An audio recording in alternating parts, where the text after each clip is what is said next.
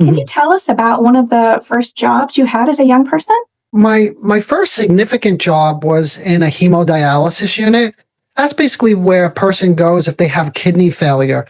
And the treatment protocol is quite demanding. They have to go 3 times a week for 3 to 4 hours per treatment.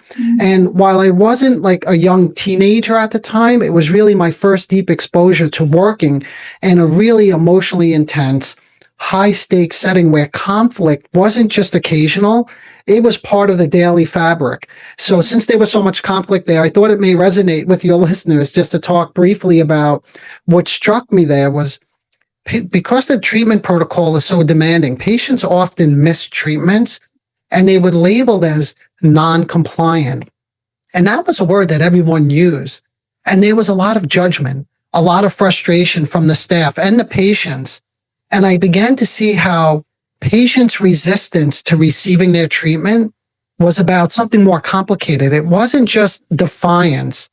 And when I began working more closely with those patients who were skipping their treatments, what I started to see was that many of them were in denial about the seriousness of their condition. And they weren't simply being defiant. They were often not living in the reality that skipping treatment increased their risk of morbidity and mortality.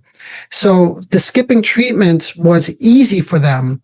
And just to stay with the idea of conflict, one might actually say that there was not enough inner conflict. In other words, they were not conflicted enough about missing their treatment.